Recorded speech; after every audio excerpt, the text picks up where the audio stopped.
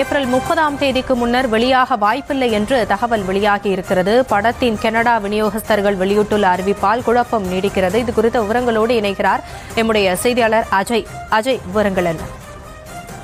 KVN production தயாரிப்பில் இயக்குனர் வினோத் இயக்கத்தில் நடிகர் விஜய் அரசியல் வருகைக்கு பிறகு அவர் நடிக்கக்கூடிய கடைசி திரைப்படம் ஜனநாயகன் திரைப்படம். இந்த திரைப்படம் ஜனவரி மாதம் பொங்கல் என்று திரைக்கு வர இருந்தது.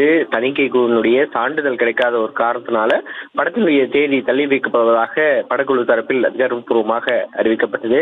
அதன் பிறகாக படக்குழு தரப்பிலும் சென்சார் தரப்பிலும் நீதிமன்றத்தில் வழக்கு தொடர்ந்து வழக்குகள் நடைபெற்றுக் கொண்டிருந்த நிலையில தணிக்கை குழு தரப்பிலிருந்து படத்தை மறு தணிக்கைக்கு அனுப்ப வேண்டும், அப்போதுதான் சான்றிதழ் தர முடியும் என்று சொன்னது. அதன் பிறகாக படக்குழு நீதிமன்றத்திலிருந்து தன்னுடைய வழக்கை வாபஸ் பெற்ற நிலையில படமும் தற்பொழுது மறு தணிக்கைக்கு அனுப்பப்பட்டிருக்கிறது. இந்த நிலையிலேதான் படம் மறு தணிக்கைக்கு அனுப்பப்பட்ட பிறகு ஓரிரு தினங்கள், அதாவது அதிகபட்சமாக ஒரு 10 தினங்களில் சான்றிதழானது வந்துவிடும் என்று எதிர்பார்க்கப்பட்டு படத்தினுடைய ரிலீஸும் இந்த மாதம் இறுதி அல்லது அடுத்த மாதத்தில் நடைபெறும் என்று தகவல்கள் திரைத்துறை வட்டாரத்திலே சொல்லப்பட்டு வந்த நிலையிலேதான் Download ShareChat.